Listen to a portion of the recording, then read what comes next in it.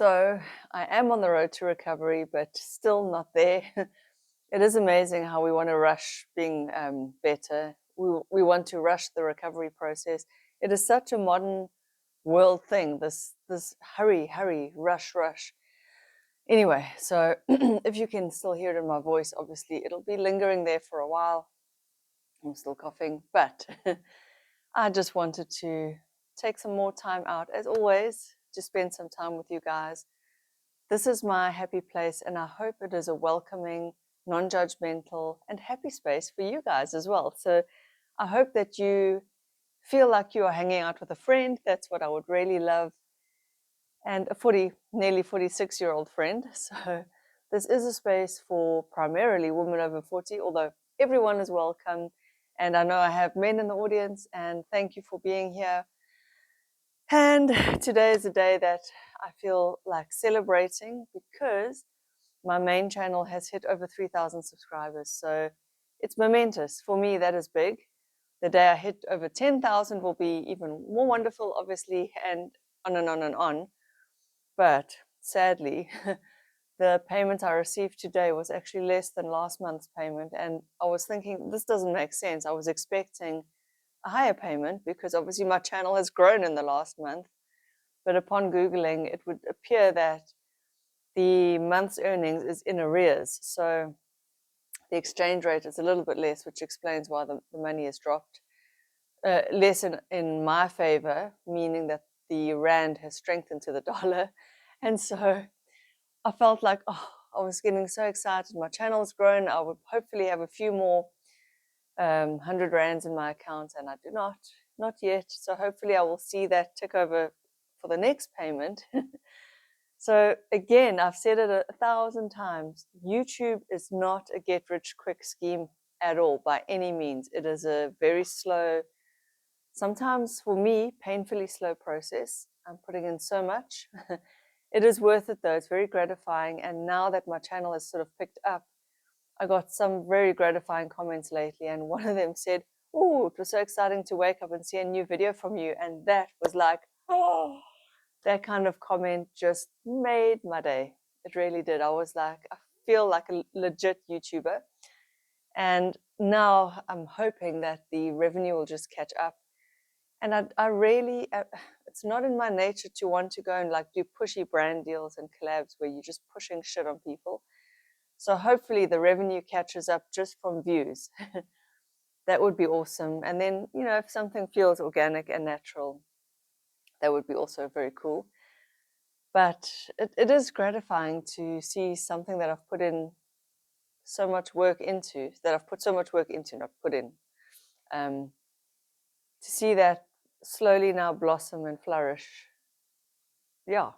And obviously I have improved my presentation, my speaking, the way I do things, my editing, everything's improving. So you do need to get better as well. I still have a long way to go. I'm not a film student. I'm not an editor. I've got none of these skills. I had none of this when I started YouTube. It was just me blabbing to my cell phone. Well, it is still just me blabbing to my cell phone. But at least now I have more of a sense that there is somebody there listening. And I have more of a sense of trying to keep it short, sharp, succinct. Not on this channel. This channel is for you guys to chill, take a deep breath, and listen to me waffle. That is, if you want to. If you find it boring, you obviously won't listen, but that's also fine. This is the space to just be human. This is what I want here, is a space for all of us to just be real human beings with our real problems and our real faces. So again, I'm sick, I'm at home, I'm recovering still. I'm not going to put on a face of makeup. If I record later for the other channel, I might have to, but then again, I don't always have to. But anyway, so it's very gratifying to have that the number, it crossed the 3,000 threshold, which was really awesome to see. And the cost of living is something I want to talk about, because yesterday we're doing a shopping order. Sometimes we order online and then they deliver, because it's actually sometimes cheaper. The delivery fee is so low that to get in your car, petrol, wear and tear, it doesn't always work out. So we were doing an order, and my son loves Nutella. So you know Nutella, the chocolate spread for bread, or the hazelnut chocolate spread. I think he could eat it all day, every day. And it's slowly been creeping up in price. So like over the last sort of 2 years, it's gone from, so in rands now, like about 60 something, and then 80 something rand, so 60, 80, and then it's jumped now to almost 200 rand. So it's almost doubled, or it has doubled, more than doubled in price in the last sort of year and a half, 2 years. And that's crazy. That is mind-blowingly crazy. I cannot fathom why. I know that importing costs a lot. There's import duties. I know that the ships are delayed in the Durban harbor. Durban is here in South Africa. But why the jump in price? And my poor kid, so we were just like, no, we just, it's ridiculous now. So we'll buy it now and then. But I had to say to him, I'm sorry, boy, we're just not going to buy it, not often. And the poor dude, I could see the little eyes teared up, and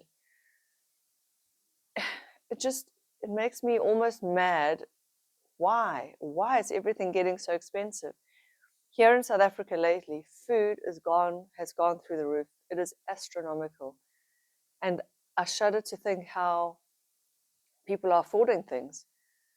I really do. And I mean, we're in the position where we can cut back on luxuries, but people who already are living like on the edge there, what are they doing? I really don't know. So it is frightening. And all that to say that I know there's always inflation, and I remember my parents talking about the cost of living, and I know it's a reality everywhere, but yeah, one wonders sometimes, how do people make it? I'm wondering how we are going to make it sometimes, and we are doing okay. We are fine, so it gives you pause for thought. And I know not the basic food items just go up by the normal amount. Nutella is obviously luxury and imported item, whatever. It's not like bread. Bread hasn't gone up by the same amount, but bread has still gone up. In fact, I remember not too long ago, like a loaf of bread was about 10 rand, and now it's close to 20 rand. So in a couple of years, it's also doubled. And it makes me mad when they say inflation is only like 5-6% or whatever. No, it's not. It's more. The cost of living goes up by more than that. So, I mean, if you're renting, most rental agreements, they go up by 10% every year. Food goes up by more than that. As I was mentioning, the doctors, how they put their prices up. And so, like, to me, the reality of life is that life goes up by about 10% every year or more, which is crazy. It's mind-blowingly crazy, but it is what it is. And I can't stop it. I don't know how to stop it. All that to say, luxuries have to be cut back. And that's just, and I'm in the lucky position where I can afford luxuries. But please may my YouTube revenue increase, dear God, so that I can treat my son now and then to his favorite Nutella. He's just going to have to space it out and find other things to become a staple food, not that he would sort of have maybe a sandwich every second day with Nutella, and then he loves it on pancakes. But oh well, it is what it is. What else? This is the thing I want to talk about. This OPI nail envy. I've spoken about this before. It is thebomb.com. Now I've got gel on my nails right now, but speaking of, and they're not too bad. They are French gel, so it's just painted. But again, talking of the cost of living and luxuries, and I was hoping my revenue would be more, but this has got to go. I just, right now, I'm like, you know what, I cannot. Even though this lady was very cost effective, not expensive, I cannot justify, even though it looks better on camera, whatever, I'm not making enough money on YouTube to justify even saying these look better on camera. It's just not worth it, because I think the growth of my channel is to do with how I speak, how I edit, and the topics, and using the word skinny in the titles, which I hate. And that is the last thing I want to speak about. Is my channel took off when I used a very, very, very clickbaity title. And obviously I tried to make the thumbnail a little bit more clickbaity, but the content was good, the advice was solid, and people resonated with that. So now I've been using that same word, skinny, in the title because it's just about healthy weight, okay? But people like a shocking word. But my soul is also sort of saying, but this, yes, it's working, but it's not all I want to talk about, because weight and weight loss is a very, very superficial topic. Yes, it spills over into health and longevity, which is more my concern. But I don't want to sort of pigeonhole myself into becoming the weight loss guru or the skinny advisor. I don't care what people weigh. I really, really, really I really don't. I want to help people. I feel like I've got tips and tricks because I was a chubbier teenager. I mean, I was never hugely overweight, but for my frame, I was a bit bigger. And so I feel like I've got the tips and tricks to share, and I want to be helpful, but I don't want to judge people, and I don't want it to come across like you must be skinny or else, because it's really not about that. And so I have to walk a fine line on my main channel with, and I can speak about this there too, and I will,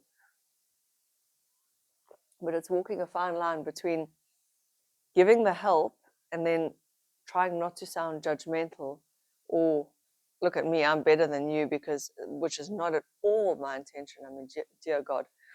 So yeah, it's something I'm going to have to really work on, think about, and try and see what would my next video topic be that could sort of steer my channel into other directions where there will always be some weight loss on my channel, weight loss advice, I mean, because it's something that most women think about, worry about, struggle with, want to do. And that's fine. But how do we put it into a more holistic picture? That's what I would love to focus on, and I'm going to, and I will do it. I just need to find that nuance of weight loss, but for you, the way you want to do it, not for the world, not to fit a beauty ideal. Yeah, it's tough. And now that my channel is growing and people are starting to listen to me, and I'm like, whoa, they're actually listening and taking my advice. I'm like, I have to be very, very, very, very careful with what I say, because I could say the wrong thing. I mean, I'm not a doctor. I'm not an expert. And the more I listen to other YouTubers, the more I realize that there are, and I knew this all along, but that there are underlying medical reasons for weight gain. Obviously, that's a small percentage of the population, but I need to be careful that I don't speak in a way that just kind of cuts them out or is offhanded to their very real struggles. And I also need to be careful that I include the people who are, there's some people who are wired differently in their reactions to food, hunger cues, fullness signals, where they just don't feel full like maybe a thinner person would. So it's like the feedback loop is maybe not the same, and it's a real thing. I'm sure it is. You can just see. And also some people are genetically just bigger. I mean, that's also plain to see. You see it in families and stuff. And again, to sort of talk about weight in a way that includes all the sizes, because we are all different shapes and sizes, and that's beautiful. That is how we are meant to be, all different shapes and sizes. We all have different teeth, noses, lips, eyes, hair color, ears, whatever. We are all genetically different. And so to try and include all of our shapes and sizes in a discussion about weight loss, it's tricky, it's challenging, and to try and come across loving and non-judgmental while still giving advice, it's also hard. And so I think some of my videos don't always get it right, something I'm working on.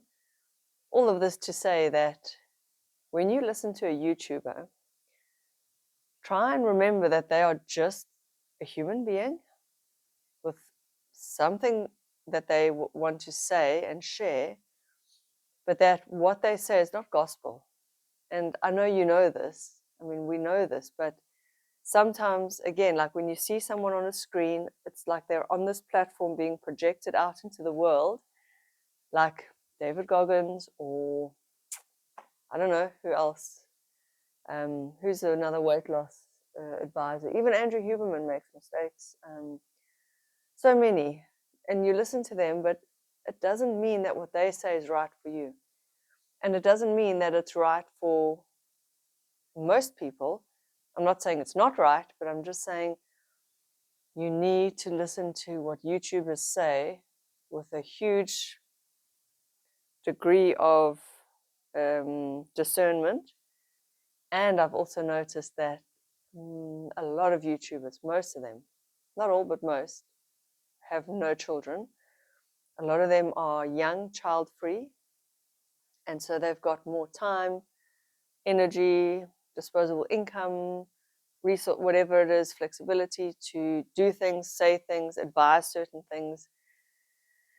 And then also, without them realizing it, their tone and advice is a lot more self-directed, selfish.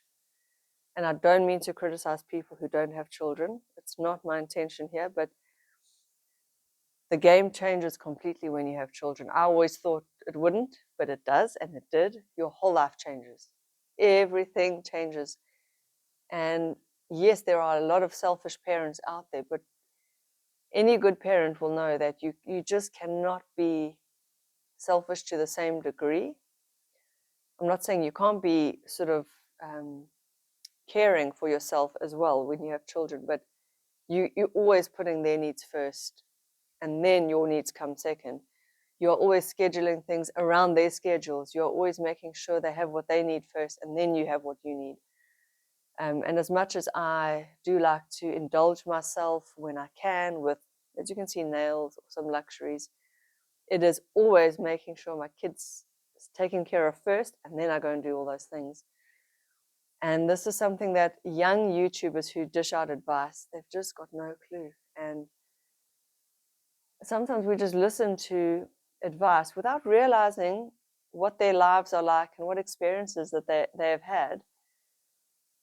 And their advice, I know for a fact, it would change if they had children. And I just urge all of you, as always, to use your discernment when you listen to any YouTuber, me included.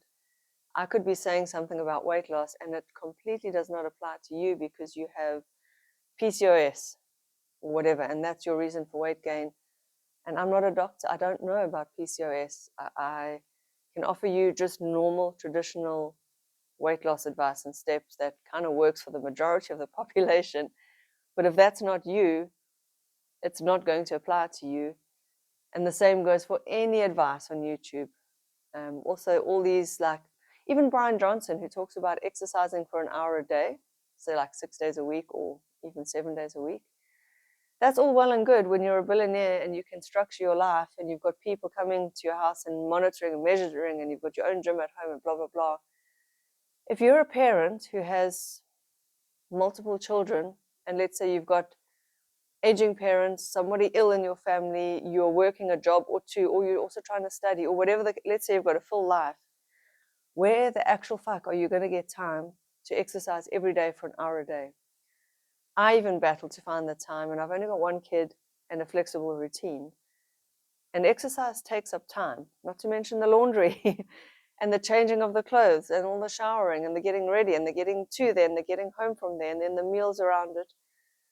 And I love it and it's wonderful, but I also recognize it's not doable for every single person. And so to make these kind of statements is sometimes it frustrates me. And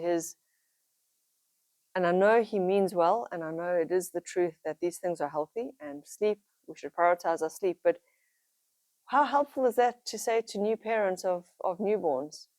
Those little babies are going to wake you up, and now you're going to make people feel guilty for not getting their perfect sleep score. Fuck that. I say fuck that.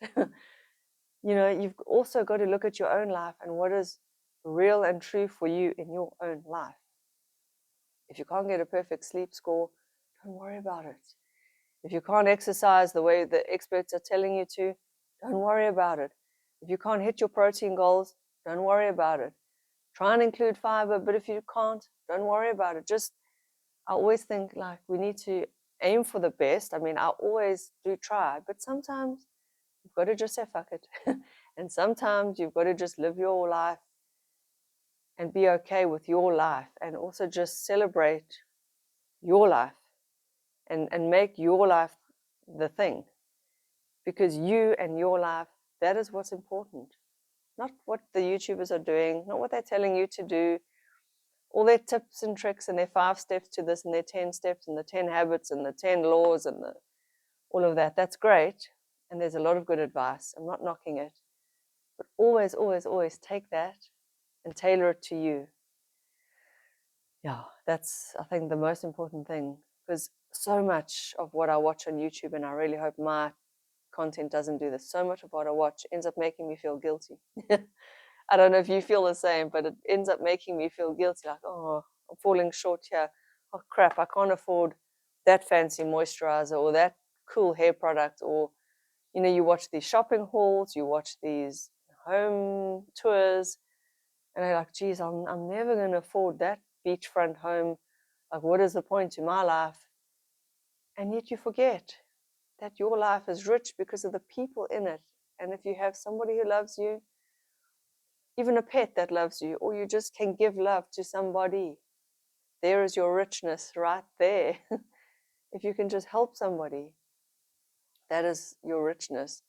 And sure, you may want these things, and there's nothing wrong with wanting them, but the richness is in, like, every time I spend quality time with my son, I feel the magic and the richness of that interaction. And that makes everything so worthwhile for me. And not that he is my reason for living, because that would be putting way too much on him, but the joy I get out of molding a little human being, money can't buy that. And so, sure, I would like more money, but I'm not willing to sort of put myself into a long 9-to-5 corporate job, not right now, just for money, and then miss out on all the time that I have with this little budding, developing human being. The time will come when he will want to leave and he won't need me and want me as much. But for now, being there for him in the afternoons, listening to his homework, helping him with homework, helping him like recite stuff, learn stuff, bounce ideas off me. Because he always asks me to like check his essays, and then we go through some stuff. And then I always check in with him. How's he feeling? How's life? What's he thinking? You just cannot buy that. And yeah, you think about these super wealthy people that are telling you on YouTube, you've got to put in all these hours, and you do, to be super successful, I'm sure. But at what cost and at what point in your life? You can do it when you are child-free, but when you have children, the game changes. I'm going to leave you with those thoughts. And yeah, I'll see you guys in the next video. Please do excuse my voice as I say. Love you always. See you in the next one. Bye.